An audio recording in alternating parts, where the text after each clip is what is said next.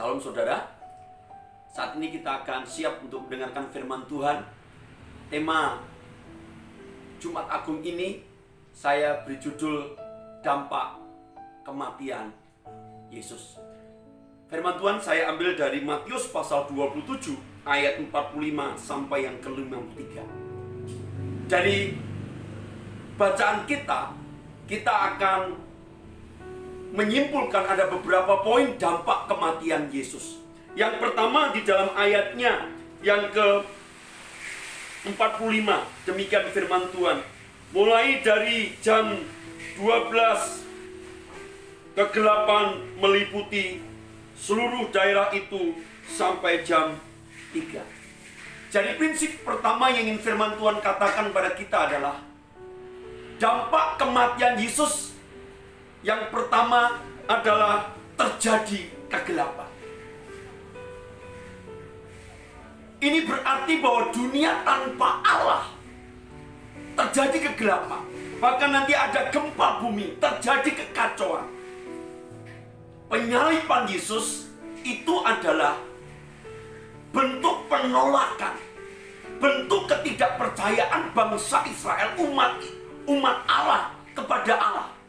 Jadi penyaliban Yesus akhirnya terjadi kegelapan. Itu simbol tanpa kehadiran Allah. Itu simbol dosa berkuasa.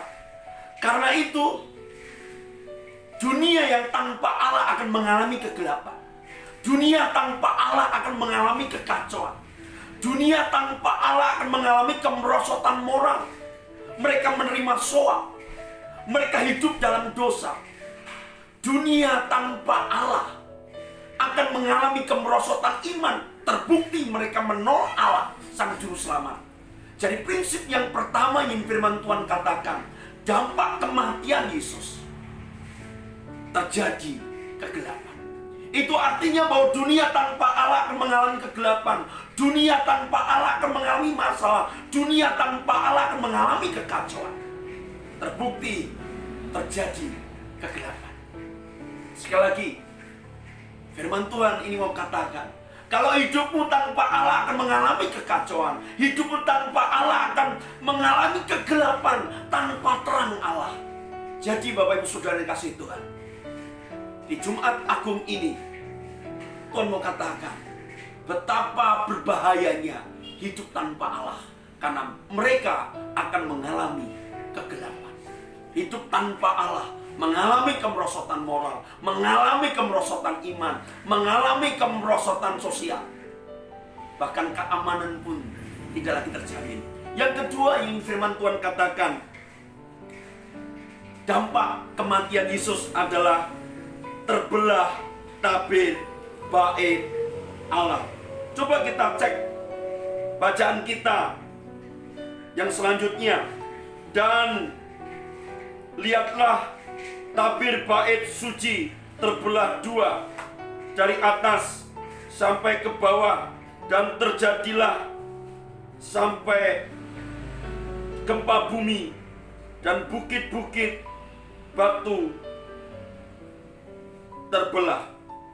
Ini adalah simbol ketika manusia jatuh dalam dosa, maka antara Allah dan manusia itu terpisah. Ada jarak. Nah, manusia tidak bisa datang sembarangan. Ada dulu tentang keimaman orang tua, ada keimaman orang Lewi. Jadi tidak sembarang orang bisa masuk ke tabir bait suci.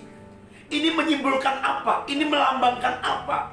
Dampak kematian Yesus itu artinya mempersatukan manusia, bisa datang pada Allah tanpa perantara. Kita tidak perlu lagi imam. Anda bisa datang berdoa kepada Allah. Jadi dampak kematian Yesus yang kedua adalah ketika tabir bait suci terbelah menjadi dua, itu melambangkan gap, pemisah antara manusia dan Allah. Tuhan sudah satukan melalui kematiannya. Kita bisa berdoa, firman Tuhan berkata, mintalah. Firman Tuhan, datanglah kepadaku. Firman Tuhan berkata, 2-3 orang berkumpul dalam namaku, aku hadir. Artinya dampak yang luar biasa melalui kematian Yesus adalah manusia dipersatukan kembali, diperdamaikan kembali dengan Allah, dengan kematiannya. Ini sesuatu yang luar biasa. Jadi di Jumat Agung ini firman Tuhan, dampak kematian Yesus yang pertama, terjadi kegelapan. Itu menyimpulkan hidup tanpa Allah mengalami kegelapan dan kekacauan. Yang kedua, terbelah bait Allah. Ini menyimpulkan bahwa manusia dipersatukan kembali dengan Allah. Yang ketiga, Bapak Ibu Saudara dikasih Tuhan, kita ayat yang selanjutnya Bapak Ibu Saudara saya bacakan untuk kita Bapak Ibu Saudara. Dan kuburan terbuka dan banyak orang kudus yang telah meninggal bangkit. Yang ketiga, saya melihat dampak kematian Yesus adalah terjadi kebangkitan orang kudus. Ini luar biasa Bapak Ibu Saudara. Kita mengenal bahwa kekudusan itu memiliki 3 makna. Secara posisi ketika orang percaya Yesus, secara posisi dia kudus. Sebab karena kasih karunia kami diselamatkan oleh iman. Jadi secara posisi ketika orang menerima Yesus sebagai Tuhan dan Juru Selamat, maka dia secara posisi kudus. Lalu pertanyaannya, dalam perjanjian lama Yesus belum lahir, bagaimana mereka bisa percaya Yesus? Saya mau berkata, mereka percaya kepada Yesus yang akan lahir. Mereka percaya Yesus yang akan hadir, disalibkan, mati, dikuburkan, dan pada hari yang ketiga bangkit. Zaman Yesus mereka percaya Yesus yang sudah hadir. Zaman sekarang kita percaya Yesus yang telah disalibkan. Jadi secara posisi ketika orang percaya Yesus, dia kudus. Yang kedua, kata kudus itu mengandung makna suci secara pengalaman. Saya percaya kata kudus di sini bisa menunjuk pada suci secara pengalaman. Kepribadian kita, kehidupan kita, perkataan kita. Nah, orang-orang seperti inilah yang mempertahankan kekudusan hidupnya. Firman Tuhan berkata, berbahagialah orang yang suci hatinya karena dia akan melihat Allah. Dan ini terbukti ketika Yesus mati. Dampaknya adalah terjadi gempa bumi dan kuburan terbelah, terbuka. Orang-orang kudus bangkit kembali.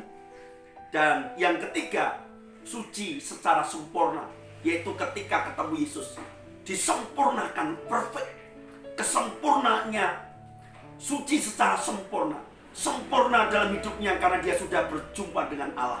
Jadi Bapak Ibu Saudara kasih Tuhan, prinsip firman Tuhan pada hari ini adalah dalam Jumat Agung ini, dalam ibadah Jumat Agung ini, yang pertama, dampak kematian Yesus terjadi kegelapan. Itu artinya hidup tanpa Allah akan mengalami kegelapan. Hidup tanpa Allah akan mengalami kekacauan. Sekaya-kayanya orang, sehebat-hebatnya orang, hidup tanpa Allah akan mengalami kekacauan, akan mengalami ketidaktentraman, akan mengalami kemerosotan moral, kemerosotan iman. Bahkan mereka tidak lagi menikmati hidup karena mereka mengalami kemerosotan. Dan dampak kematian Yesus yang kedua, terbelah tabir bait Allah. Itu artinya pemisah antara manusia dan Allah sudah ditiadakan karena Yesus mati untuk menebus dosa kita. Yesus mati untuk menggantikan kita. Jadi tidak ada lagi penghalang bagi orang yang percaya Yesus. Dan yang ketiga, terjadi kebangkitan orang kudus. Orang yang hidupnya kudus secara posisi karena iman kepada Yesus. Kudus secara pengalaman karena orang berjuang, tidak kompromi dengan dosa, hidup dalam kekudusan, hidup dalam kebenaran. Dia akan dibangkitkan. Firman Tuhan berkata, kuduslah kamu sebab aku kudus. Ini adalah sifat Allah. Jadi kalau manusia hidup dalam kekudusan, maka dia memiliki sifat-sifat Allah seperti Allah, sehingga Allah mau bersekutu. Dengan kekudusan akhirnya kita disempurnakan. Biar melalui Jumat Agung ini kita mengenang kematian Yesus. Bukan karena dia melakukan dosa, bukan karena dia mencuri, tetapi dia mati oleh karena dosa-dosa kita. Dia mati untuk menggantikan kita, supaya kita memiliki kehidupan yang kekal, supaya kita dipersatukan kembali kepada Allah, supaya kita tidak lagi mengalami kemerosotan iman. Tidak lagi mengalami kemerosotan moral, tidak mengalami lagi ketakutan dalam hidup, tetapi kita mengalami kedamaian karena dampak kematian Yesus mendatangkan berkat, mendatangkan perubahan, mendatangkan kekuatan, mendatangkan pengharapan, mendatangkan iman yang luar biasa. Karena di dalam kematian Yesus, dampaknya terjadi kegelapan. Itu artinya tanpa Allah kita tidak bisa apa-apa. Hidup kita bergantung mutlak sama Allah. Yang kedua, terbelah tabir Allah. Tabir baik Allah itu artinya bahwa kita sedang dipersatukan kembali, diperdamaikan dengan Allah. Dan yang ketiga, terjadi kebangkitan orang kudus. Ingat, ketika Yesus mati itu menggantikan kita. Biarlah melalui Jumat Agung, ibadah Jumat Agung ini, kita semakin mengenang betapa kita ini hidup karena anugerah. Dia sudah menggantikan kita. Darahnya, tubuhnya, dia serahkan. Dia sudah menggenapi firman Allah. Biarlah firman Tuhan ini menjadi berkat bagi